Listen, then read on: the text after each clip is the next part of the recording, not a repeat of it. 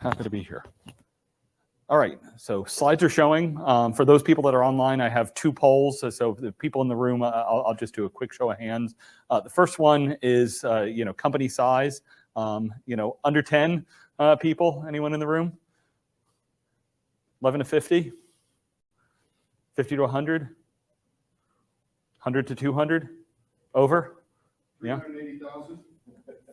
Yeah, they spun off Kyndryl. So Michael and I, my name's Stu Miniman. I'm Director of Market Insights at Red Hat.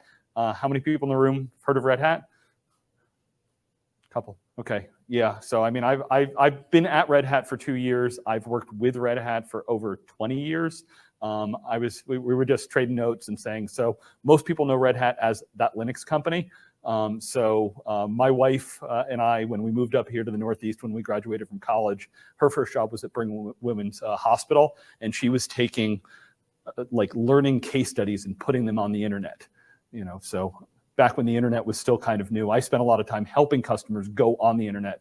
And when she couldn't do something from a technology standpoint, like on the web, there were a couple of guys in the backs that did Linux. So that was some of the earliest experience that I had with Linux.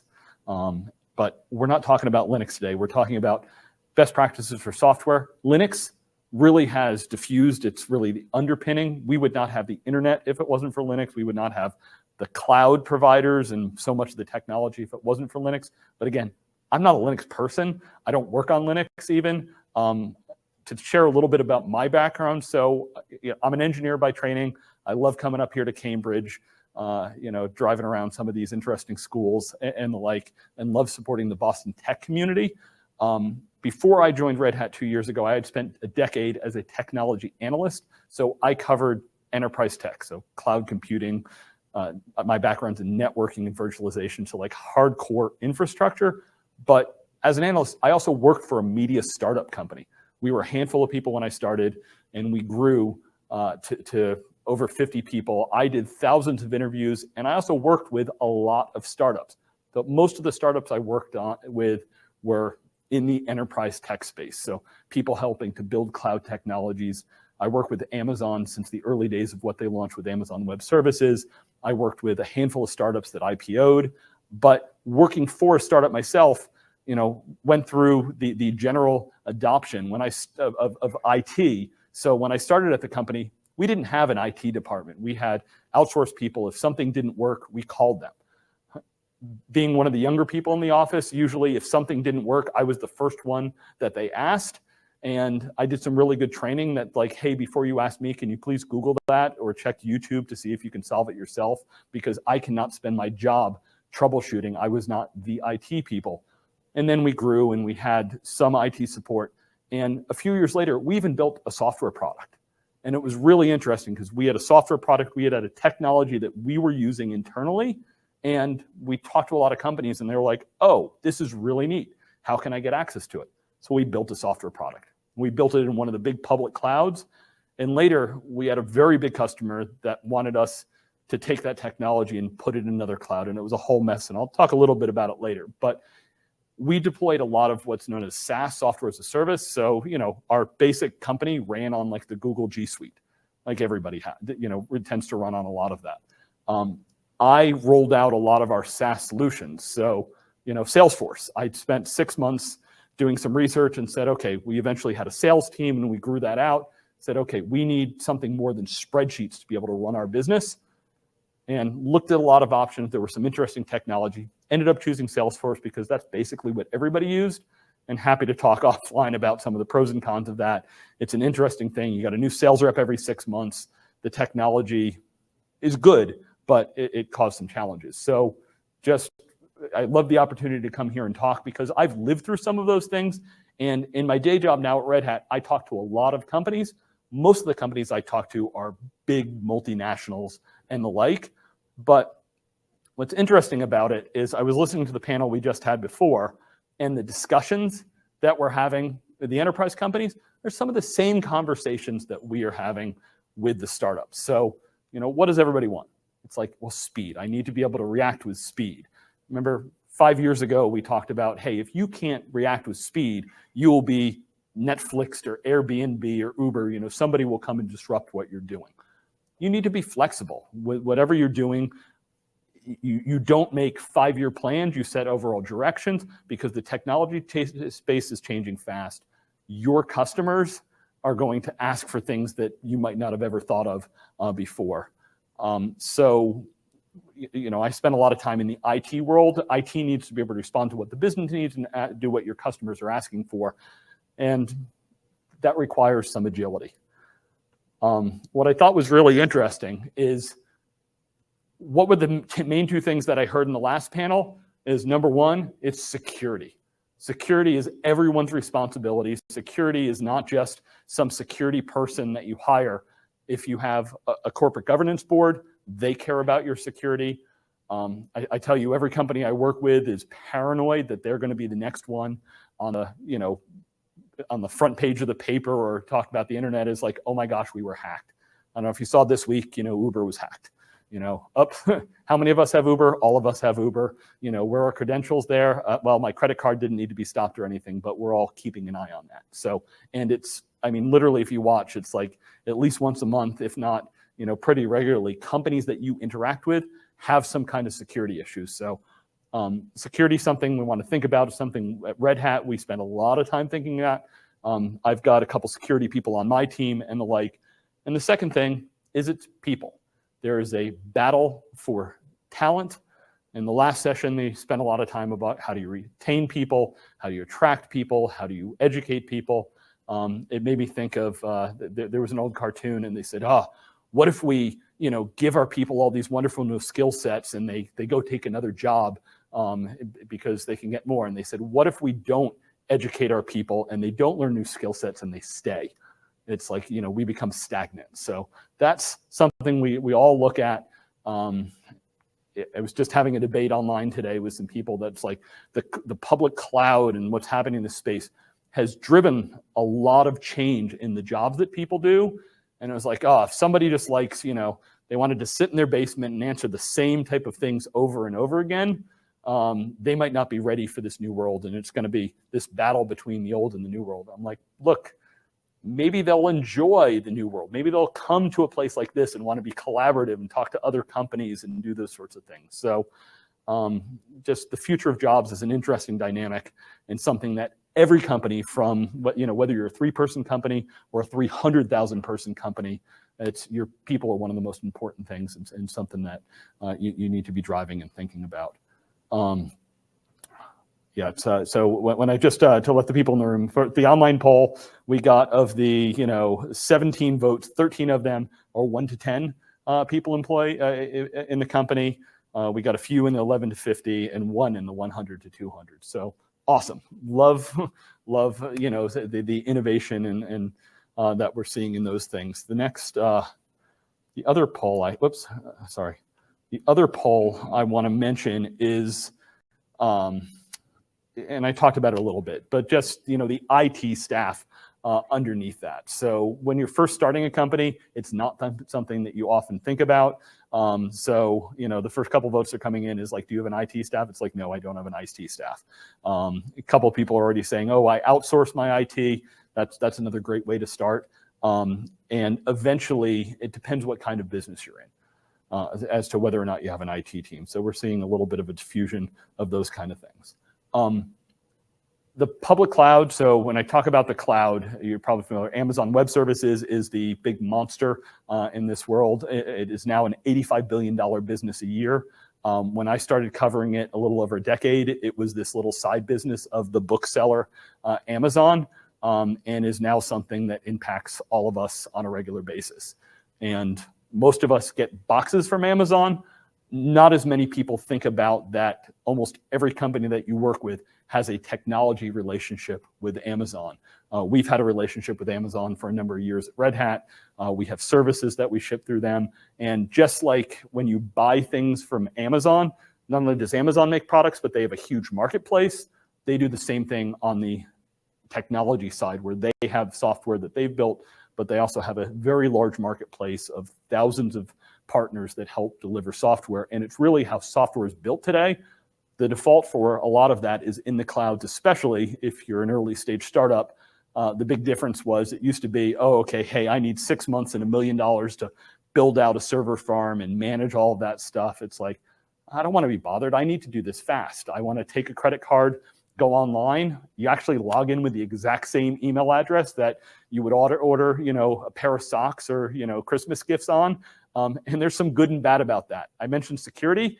There's a joke from somebody online. He's like, when you're a startup, realize that it's probably like your CIO or CFO's like personal Amazon account where you started doing the public cloud on.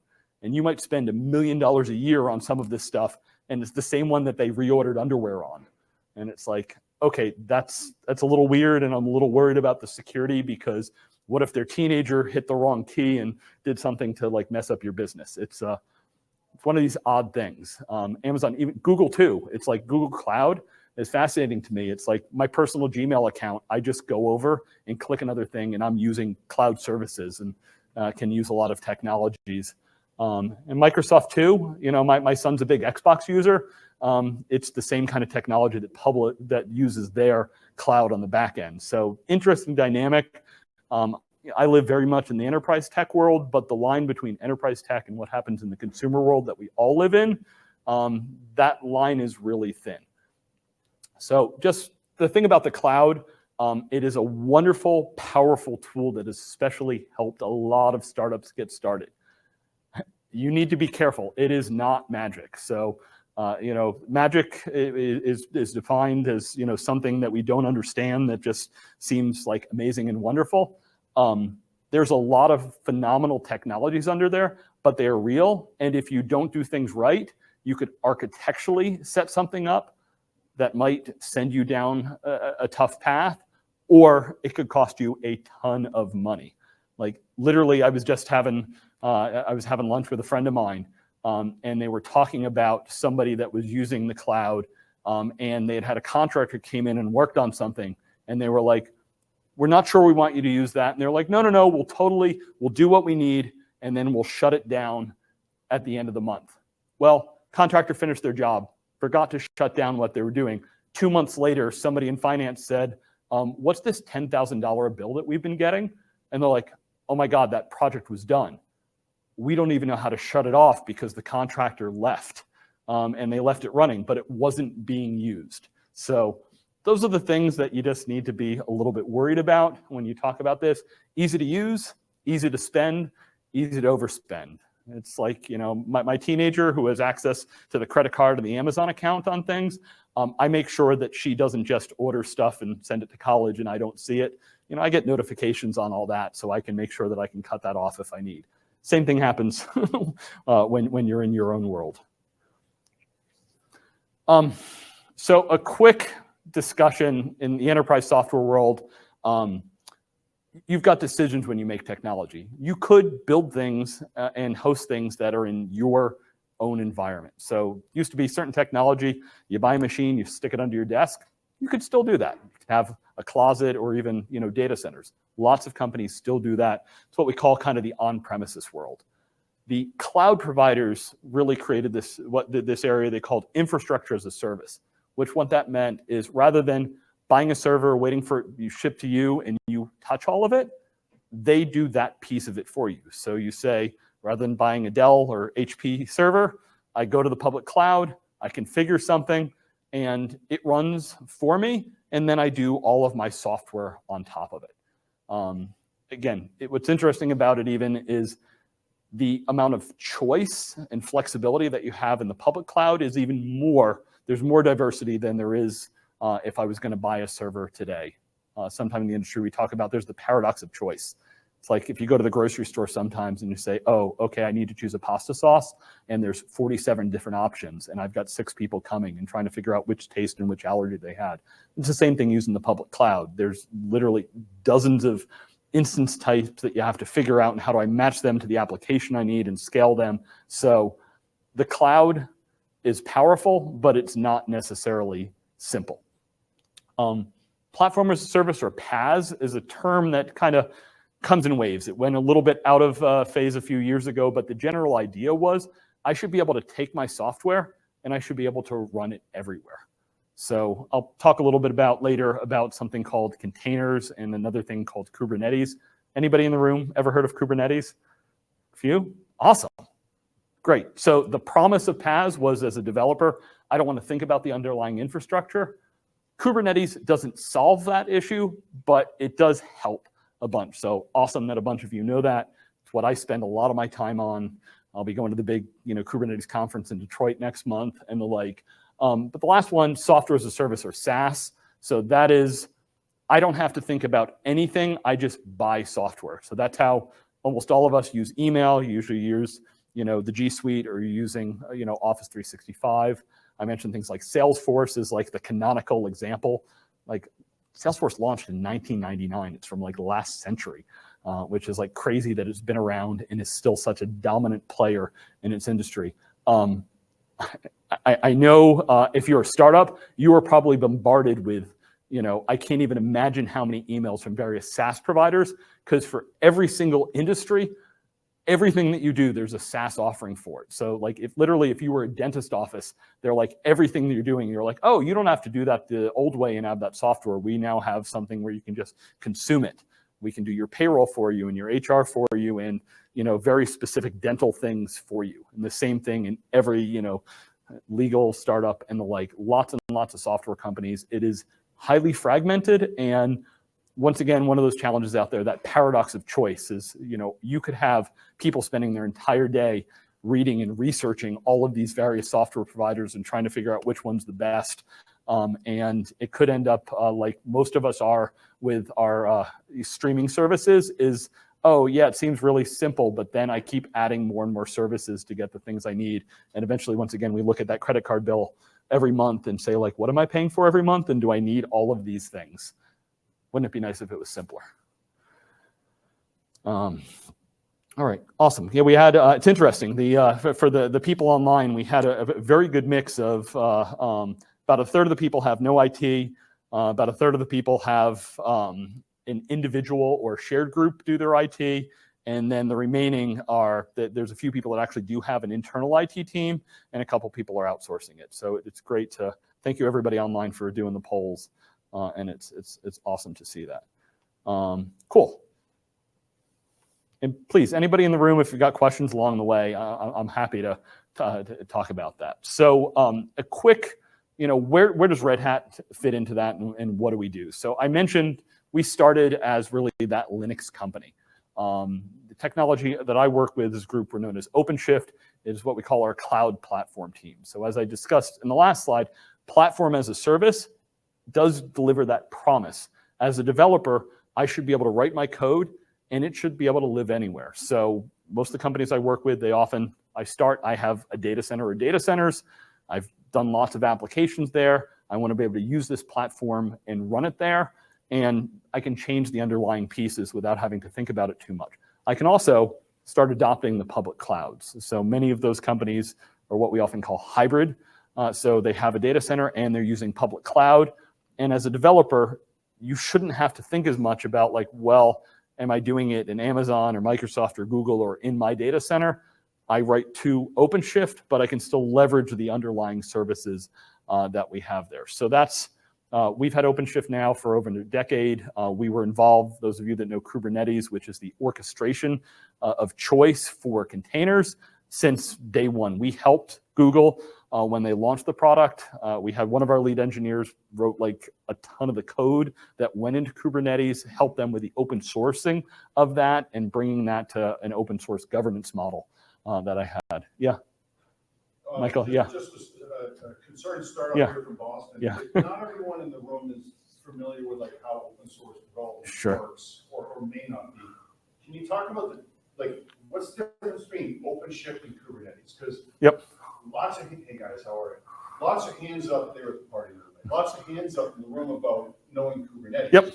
Not a lot about knowing Red Hat. Yep. So like, is Red Hat OpenShift like something else? Is it like, what is it and how does it work? Awesome. So in case the people online couldn't hear, the straight man here that looks strangely familiar and signed me up for this event asked me to explain the difference between Kubernetes, an open source project, and OpenShift, which is based on many open source projects. So great question. So OpenShift, the shorthand of it is Kubernetes and a lot more. So if you're familiar with Kubernetes, the wonderful thing about open source is, the joke is, the wonderful thing about open source projects is there's so many of them. So literally there are hundreds of open source projects that go in, around, and under Kubernetes. And for you to be able to build a platform, you need a lot of those pieces. So typically in the early days, you would have a platform team that would spend months, if not years, curating, integrating, and then maintaining that platform. And the problem is it sounded a lot like what I was doing in the data center. I would spend way too much of my time keeping everything up and running and tweaking and adjusting everything. Cloud was supposed to be like flexible and simple, right? Well, Kubernetes, for all of its power, isn't necessarily simple. What Red Hat did is it said, okay, there's this wonderful ecosystem. What Red Hat has spent decades doing is we're in those communities, contributing to it, making sure that I can run my productions safely, securely, and at scale in production. So OpenShift had existed before Kubernetes did, but when we went to what was known as version 3, so we're now on version 4.11. So it was like 22 releases ago, on quarterly releases. So we can do the math how many years ago. That was like over 5-6 years ago. OpenShift became Kubernetes based, but there's about 40 or 50 other open source projects that are part of OpenShift. And without getting into too much of the detail, it's very modular in design.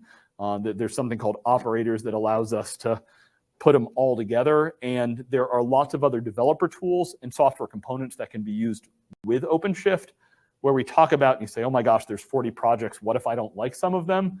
What we talk about is the batteries are included, but they're optional and they're swappable. So hopefully that, and just containers in general, one of the really powerful things is applications today. You want them modular. Oftentimes you're doing, some microservices architecture, and things will change a lot. When I think back earlier in my career, it's like I would build an application. It was a monolith, and it was very much you didn't want to touch it. Just kind of leave it. Today, we need things to be able to change. We would want to plug things in. You're all startups. You're like, oh, hey, I need to be able to plug into my, I'm going to use Toast or Stripe or something like that to do payments. I'm going to do all of these other pieces. These are the kind of modular architectures that we need, whether we're talking about web apps or analytics and database apps, a lot of flexibility we have. And that was containers in Kubernetes. It's a very broad platform, so lots of different types of applications can live on it. The thing that I look at and I say, okay, if I'm a 10-person startup, how much of that is relevant for me today? So 2 answers to that. Number 1 is if you are a SaaS provider. So if you're looking to make software, and the question really is, if your business is selling software, you're going to do that from day one.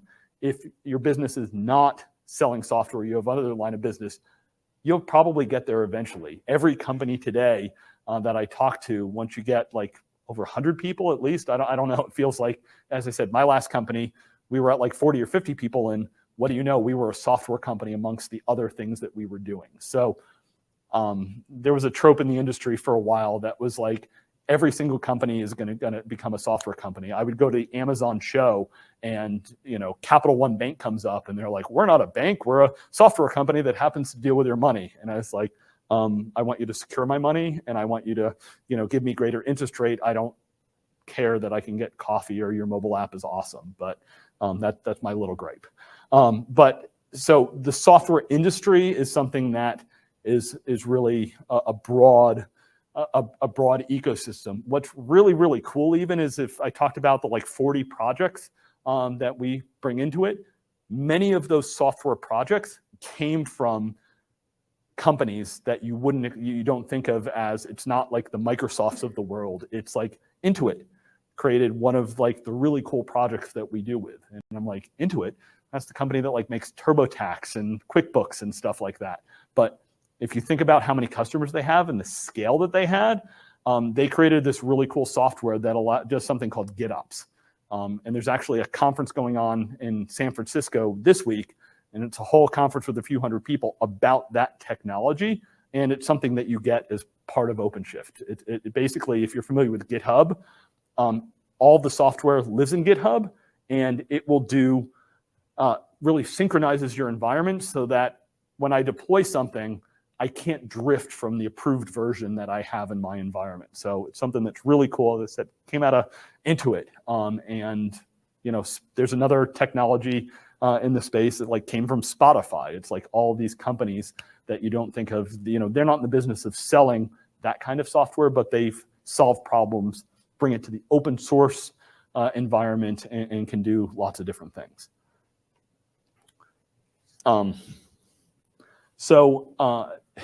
Just, I'm not going to go through too much through this slide, but when I talked about those 40 or 50 different projects that we bake into it, many companies we come to, not only do they have their developers a certain way that they like to do things, but as you get bigger, every group likes to do things a little different. And I want to give you just a little bit of a warning. So one of the biggest problems that we have is everybody thinks that their environment is unique.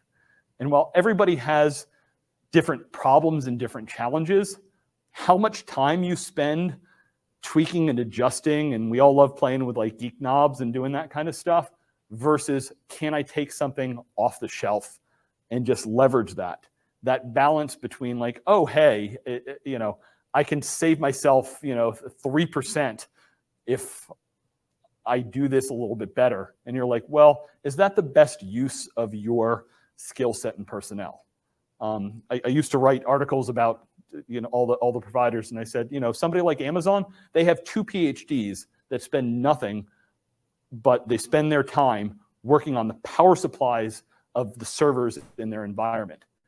And it's because they literally have hundreds of thousands, if not millions of servers. So if they can save 1% on the cost or 1% on the energy, they more than paid for their 2 PhD people that they have. And it can have a huge impact on the environmentals of the globe. If you're a 10-person company and you're like, oh, hey, I want to get in here and my developer says I like this tool a little better. It's like, well, it's a 10% savings on you versus just use what's in the toolkit and it's free and it's included, and it's a little adjustment to what you're doing before, kind of go on your own. So, but from our standpoint, we can do both. And one of the challenges we have is most companies, we have thousands of customers that are using this technology. Everyone wants to do things a little bit differently. So therefore we have to accommodate that. But we've also been doing this for years and have thousands of customers that have given us feedback. So if you want our opinion on which is kind of an optimized way of doing things and to help you move forward and spend a little bit less time tweaking all those knobs and more time focused on your business, you can do that. And what we've actually got in our partnership with the cloud providers, you can have an environment where we manage more of that solution for you. And you actually have a little bit less choices you can make, but we can scale it. It's priced economically better because we know the exact configurations versus rather than having to go in every single bespoke environment. So that's one of the shifts we're seeing over the last few years is this platform market is looking a little bit more like the SaaS business, which is, scale and speed is a little bit more important than being able to adjust everything to a very fine grain. So yeah, this is kind of teeing up the discussion I had. So with those public cloud providers, Amazon Web Services, Microsoft Azure, Google Cloud, and Michael, what's that other? IBM, I think I've heard of them. I think they do something. That's like the big purple company. Yeah, the big purple company. The inside joke, if you don't know, IBM's known as Big Blue. Little over 2 years, 3 years ago, they paid $34 billion to buy Red Hat. Michael and I, we work for Red Hat. My badge is Red Hat, my email's Red Hat, my benefits are Red Hat. If somebody's like, oh, how's working at IBM? I'm like, I don't know, I've never worked for IBM, I work for Red Hat. But, IBM was known for blue washing companies.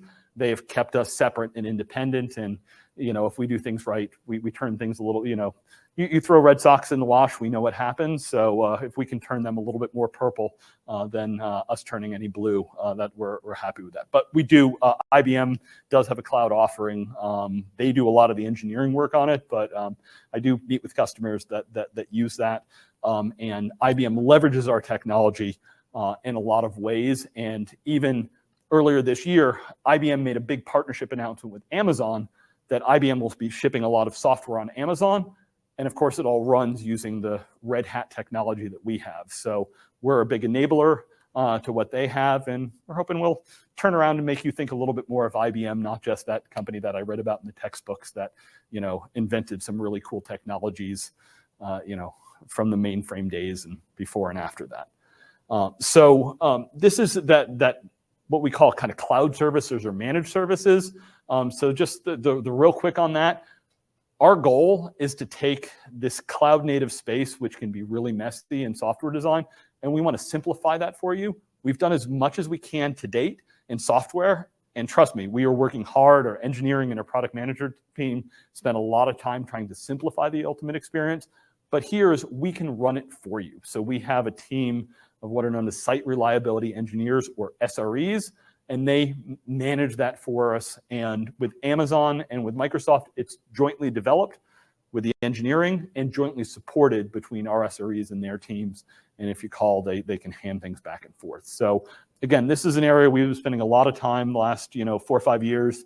It's where we see a lot of growth, and the discussion for a lot of startups is, just because you can do it yourself, the question is, can I shift that to my vendor, my platform, to be able to do more of it? Because what you want is more time to focus on the innovation, focus on what we talked about, what your customers, what the business is asking for you to do, not, it's great that you all know Kubernetes. The discussion we have is, in a couple of years, how many of us really need to know Kubernetes and what it is and how it works and all those pieces?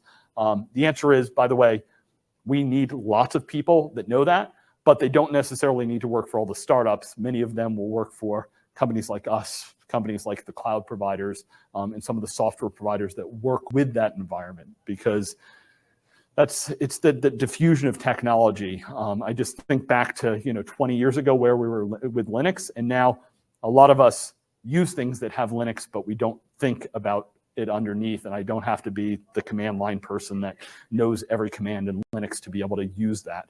And in many ways, that is what Kubernetes is going to bring. Michael, yeah? Can you just go back one slide? Sure. Can you talk, like, if you're a small software company and you like, whatever, here's my debit card, or I took my wife's credit card and I spun up an instance on Amazon. Yep. And then you spend the next year building your app to run on that platform. Does that mean it's going to then run on Google Cloud natively, and will it run on IBM Cloud, or do you have to then actually start maintaining different ports of software? Awesome. Awesome. Michael's bringing me back to example I gave at the beginning. This company I work for, we built software, and it was built to run on Amazon. Amazon's the leader. Of course, we built it for Amazon, but we built it in Amazon using Amazon tools and everything like that. And when we wanted to port it, we had to rewrite a lot of that code. And to be honest, some of the things in the other cloud didn't work the way we had, and some things went a little bit sideways and caused us some major issues. Kubernetes does not make an instant, I write something and it works in Amazon, and therefore it works everywhere. What the image that I have can run in other environments, but the nuance under that is, if I'm just using basic services from Amazon, most of those are the same on the other clouds. But typically, I'm going to be using unique services from that provider, and I can still do that with containers. So consistency is something we get a lot. We help with the overall portability, but it is unfortunately not a magic, hey, it automatically works everywhere. I've got an example I'll get to in a minute. There's a SaaS providers that use us often, is if I write to OpenShift, though, it does lower that burden that I will have to do to work in many environments. There's a lot of discussion now. If I'm a SaaS provider, I can often choose a cloud that I'm going to run on. But as you get big, you might have companies. I tell you, Amazon's the leader, but I meet with a lot of retail companies. Walmart does not run on Amazon. They compete with Amazon because they want to ship boxes to you or have you come to their store, not Amazon. Same thing, Target, it's a big retailer here in Framingham that has lots of different types of stores, not going to run on Amazon. There's certain services they might use from Amazon, but they tend to choose Azure or Google.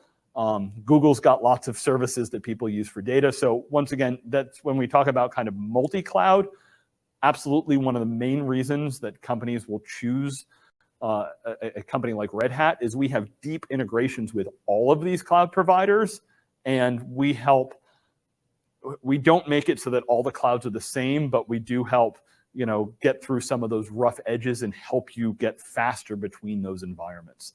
So hopefully that gets to. We're happy to have a follow-up after. I'm sure you've got some feedback on it too. But it's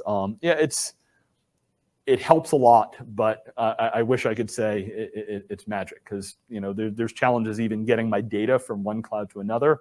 There's the laws of physics, and Amazon also likes to charge you a lot if you want to take your data out. Egress fees. One of those other things to worry about, and yeah, it's funny. So awesome. So again, this was more for if people want to read the slides after, some of those benefits of the cloud services that we have. The big thing is that we can take more of that burden, because especially when you're smaller, and to be honest, even when you're bigger, your people and what they're working on and optimizing that for your business is so important. The cloud providers like to talk about how do you get rid of what we call undifferentiated heavy lifting. So, it's funny. These days, the canonical example I often give is earlier in my career, I worked for companies that helped, the storage and the networking on getting email system. Everybody ran their own email system. And you kind of look back now and you're like, oh my God, how many man years did all of these companies spend getting up and running and troubleshooting, and what's the size of my mailbox on all that stuff? It's it feels like the Stone Age compared to where we are today. My kids were like, I don't know, Dad, did you just activate something on the iCloud to let me back things up more? And it works better. So the same thing when we talk about cloud, there's certain things that today we do in the cloud where it's you should just let our team manage it. We know how to do it at scale. We do it for thousands and thousands of customers. You should be able to focus on the things that are important to your business. And that's that team we have, the SRE team, is an awesome team. If you look at the cloud providers, they all have SREs that run the clouds. Our SREs are actually closer to the companies that use our technology. So oftentimes we'll even talk with the customers, help them understand architectures and build out. So it's a really powerful and differentiated team that I love talking to and working with. I was on a call early this morning with one of our guys that's deep in the Azure technology, and just really cool to learn from them. So yeah, and that consistency and the joint offering we have with the cloud providers is pretty powerful, and can't underemphasize the cloud providers. I mentioned they have a marketplace where they have thousands of customers, thousands of software providers in there. They only have a small number of companies that actually have what we call native services. So we are, our Azure service, our Amazon service are, you log into your account, you buy it from them. It looks, acts, and feels like the other services that they built, because these are services that they built in partnership with us. One last quick slide about the services. So, some of it is just the financial pieces. So hopefully, if you're plugged in with the cloud providers, they love to give free credits and trials and stuff to startups. Those kind of things can be used for our services too, because as I said, they are from those providers. So yeah, that's interesting. There's lots of discussion. There used to be really good free tiers. Most of those have gone by the wayside, unfortunately. But they usually do have some really good startup plans. Definitely look into those, because yeah, if you can do free on the cloud, that's even better. And they love to get you up and running so that you will be using their technology and do it. It was in the education space, all of the software and computer companies used to put things in schools so that you'd get used to using their technology. So hopefully when you went out to the world, you would use even more of it. Just a real quick, the difference between, there's lots of services in the cloud, and to go back to the discussion of security at the beginning. So the cloud is wonderful. This is a model that Amazon and Azure and Google all published a version of this. It's what they call the shared responsibility model. What it means is they are responsible for the cloud. And when I say the cloud, it's really the physical components. So things like compute, storage, networking, and the database, it works, it has uptime, and the like. But a friend of mine likes to say, with the shared responsibility model, it comes the shared irresponsibility model.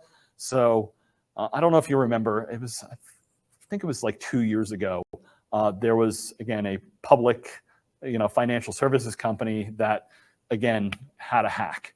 And what had happened is the default on the cloud is that the firewalls are left open. Now, my background's networking, and normally, if you know anything about most technologies, it's like, okay, when the Wi-Fi comes up, by default, it should be closed. Well, firewalls, if you were deploying those yourself, typically it's the firewalls here, everything is closed, and let's open up a couple of ports and let's set up all our security. Well, the cloud is, hey, you can do whatever you want with it, but by default, it was open. And some poor person at this company, when they set up one of the services, they forgot to turn off the default. It's like, the password 0000 or something like that. And it's like, so unfortunately, they had millions of customers whose, personal information was given through that. And it was like, yikes, how do we, as an industry, allow that to happen? Well, I mean, Amazon puts these big warnings on here that's like, hey, don't forget to turn your firewall settings and do all that. Well, our cloud service, our team really addresses those basic things. What's our history is Linux. So things like the operating system, patching it, doing all the settings, making sure that's secure.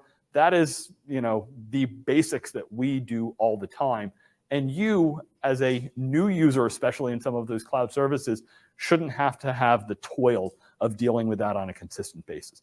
The same thing at the Kubernetes layer and the like. So much of the basic infrastructure, what we like to call it kind of the plumbing and electric and security pieces under that, our team will handle that under it so that you can spend more time up the stack, building your software, worrying about things like governance, compliance, any special certifications that you need in your environment. But yeah, it's that shift of responsibility and working jointly to make sure that we can be as secure as possible and make your developers, especially, as productive as possible. I have to put up an eye chart just because, when we're speaking in something like this. So just, again, something more for the people online or to check the slides later. We talked about when you build software and how you think about this. This is actually a security model for a container environment and goes through some phases, because when you start out, if you have very limited people working on it, you might not have as much that you will be able to work on. But as you build out software, as you grow your skills, as you go deeper into these environments, this is a nice maturity model for you to be able to look through and say, okay, where am I? Am I doing everything I can to make things as secure as possible? And how do I make sure to do things in the right way? And the good thing working out as a small company is hopefully you can make some of those early decisions to embed security in your processes to begin with. The mantra used in many of the communities is security is everyone's responsibility. The warning on that is when you say sometimes it's everyone's responsibility, doesn't mean it's nobody's responsibility and we'll kind of hand it off and people think about it done by committee. It's no, we need to be, when we're architecting, we think about how we're doing securely. We have some architectural reviews and think about these things up front. So, that's the overall security posture. We made an acquisition about 1.5 years ago of a company that focuses specifically on containers and Kubernetes and the security of it, and have a product that we offered on it. And of course, it is now 100%. There's an open source version of that too. It was really a proprietary version when we first started, and we've driven that technology for the last year to make it fully productized and also have open source available on it. This is a quick customer case study. So, being here in Boston, a lot of healthcare companies. Celonis is a company we've worked at Red Hat with for a number of years, but they had a healthcare SaaS offering that they wanted to roll out. And this was where they chose the managed service that we had, because as a SaaS offering, again, what do they care about? They care about working on their software, delivering the product to customers, and infrastructure, containers, and Kubernetes isn't where they want to spend their time. They want to have more resources in the company overall to work on patient outcomes and the delivery of the software that's going to help them on that. So choosing to use, in this case, it was the, I believe it was the Amazon, it was the Amazon offering that we launched about 1.5 years ago, really gives them the global scale they need, partnering with Amazon, partnering with us on the software where we can take care of the underlying components and they can deliver their software. So this was an exciting one. They spoke at our user conference, which was here in the Boston Seaport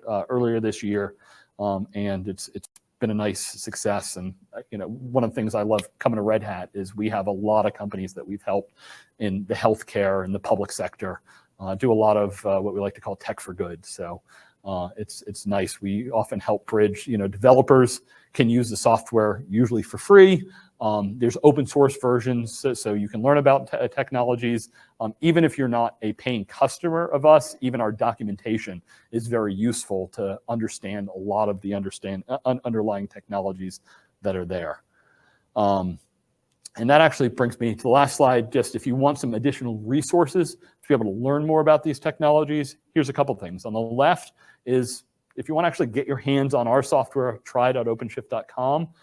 There's a developer sandbox there. There's some trials that you can do on the managed services. Or if you just want to learn, okay, hey, Stu threw out some terms here. I've heard Kubernetes and some of these, but I want to know Kubernetes Cube by example. On the right is 100% free. It's educational, it's community driven to be able to learn some of these underlying technologies. And of course, there's a Slack channel for the Kubernetes ecosystem. And in there, there's an OpenShift channel. So very active community, very vibrant community. And, I've loved the space because it's one of those areas where people really geek out and they love playing with all these things.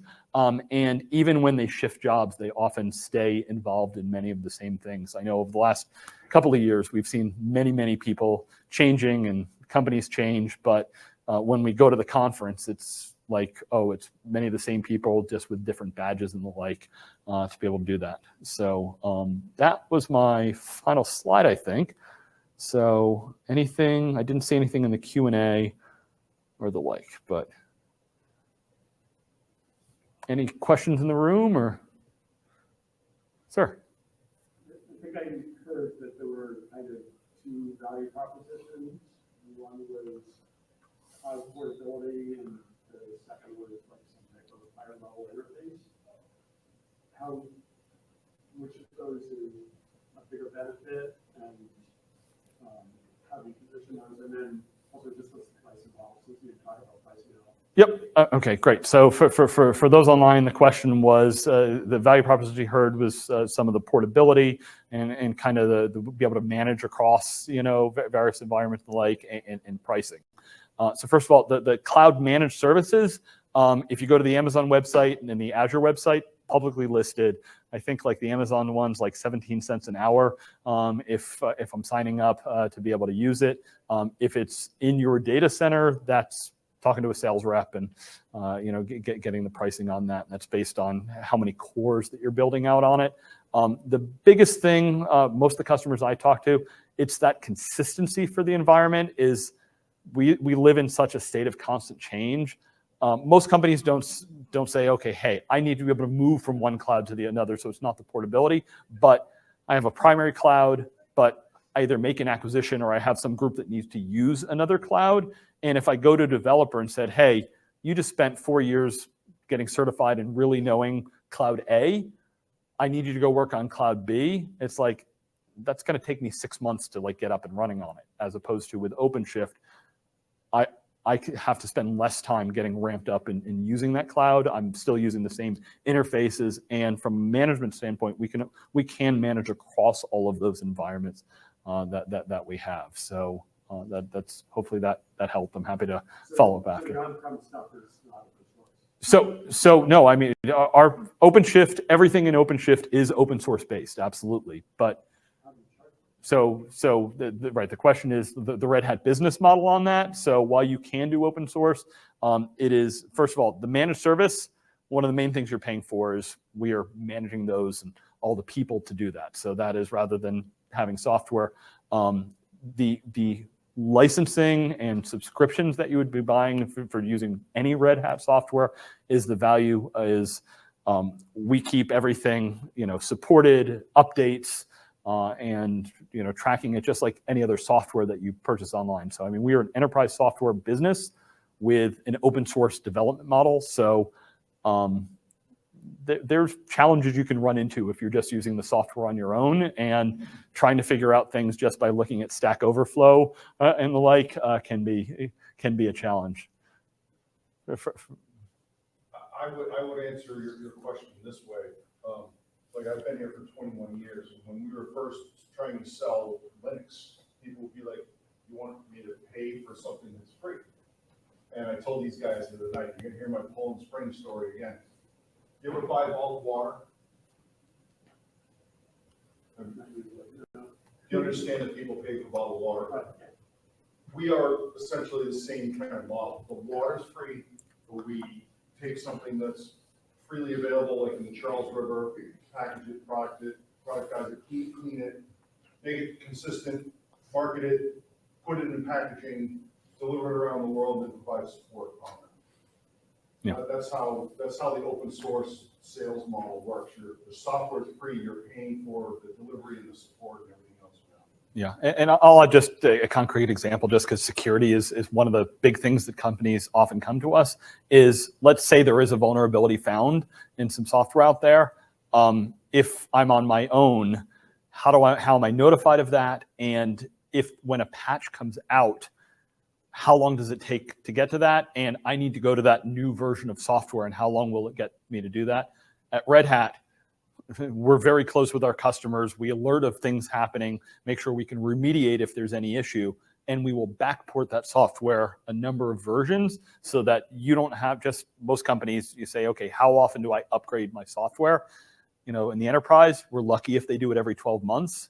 The software comes out 3 times a year now with Kubernetes. So that managing that and helping you with the enterprise lifecycle is one of the things that we do a lot. So, but yeah, it's absolutely. Do we have customers that just use the free stuff? Sure, but there's a difference between the free and actually, are you going to run your business on something like that? Is often a question. Please, question. Yeah, I had a question about the service you provide. Like, as a startup, we're trying to be cloud agnostic. Yeah. We don't want to be tied down to AWS. Yep. So, like, this is kind of a specific example, but like, say I'm using OpenShift, and I'm like using the SDK, and I'm trying to run like an EC2 instance on AWS, but I want a compute engine on GCP. Is it as easy as just doing one singular API call to run a VM on different clouds? So great question. It's I don't want to be locked into a cloud. I want to be able to use services across them. So you would need to have OpenShift on both of those clouds. Are there customers? Usually, if you talk about like an application, if it's microservices application, could I have one microservice running one place and one running another? Sure. Yeah. I mean, we often have, we think about transactional workloads. I might run my transaction in the public cloud, but I want my data store to be in my data center under my controls, a typical environment. There's some things we can do today. We even have some architectural things coming that are going to make it even easier to be able to manage pieces across those environments. There's some things we're doing in like the serverless space to be able to call functions across there. So without knowing the specifics of what you're doing, but we run on EC2 in Amazon, and we run on, I don't know what it's called in Google, but there's customers that will use some of the data services in Google, but they have their primary running on Amazon. So again, not magic, but yes, we help with that a lot. And most customers, one of the main reasons they will come to us is if they are splitting between clouds or don't want to be too close to one, we are one of the things that help with that. So when you use OpenShift, and like you subscribe Yep. Right? Do you work with like the OpenShift team to like do a specific tailored service, or is it like you just use OpenShift as part of the Amazon service? So the managed service that we have on Amazon, you log into the console, you enable that service there, and you spin up clusters that our team runs for you there. So, okay. How we doing? One more virtual question. Okay, yeah. Okay, thanks. There you go. Putting your technologist futurist red hat on. Where is this technology going next? Love it. Always like a good hat pun. Great. So I mean, one of the things that the question in the room brought up is, it's not abstracting, but how do I really, take advantage of services wherever they are? There's some debate in the industry. Some call it things like meta cloud. My old crew that did videos call the term super cloud. So if you're familiar in the database world, there's a company like Snowflake. Snowflake, public company, they run across whichever cloud you need, and I don't have to think about it. I just leverage those services. So some of that is where it's going. And the general simplification of this is something we're all, as an industry, working on. I was very keen on what was called the serverless technologies. And what I like is serverless originally was like what ran Alexa. So, hey, Alexa, get me the weather or something. It would run all of these services in the background, and it costs, a fraction of a penny on Amazon to do that. That kind of interface to have developers not have to think about the underlying piece has come to the container world. It's a project called Knative that we have as part of OpenShift, and not only do we use it, Google uses it, Amazon uses it, Oracle and IBM use it. So that's an interesting thing because, again, what I mentioned is, you talk about like EC2 instances. Do you really want to worry about the EC2 instance? I just want to write my code and I want it to run, and I want it to run, where it makes sense to run. Laws of physics and some other challenges there, but we're getting there. It's pretty cool. It's definitely an interesting space. So hopefully that's it's always tough, the future looking. When especially I tell you, we've got a public roadmap as to where we're going the next 12 to 18 months. We've got some awesome stuff on the roadmap and stuff that's going to keep us really, really busy. And one of the things I love is you never know what company's going to come up with some new thing that hopefully will come into the open source space, and we can embrace that into what we're doing. So yeah, thank you, Joseph, for the question online. And yeah, if anybody follow up, during this or after, if you see me online, I'm super easy to find. My email's just stu@redhat.com and the like, and I'm on the socials and stuff. So thank you, everybody, for coming here, and all the ones remote.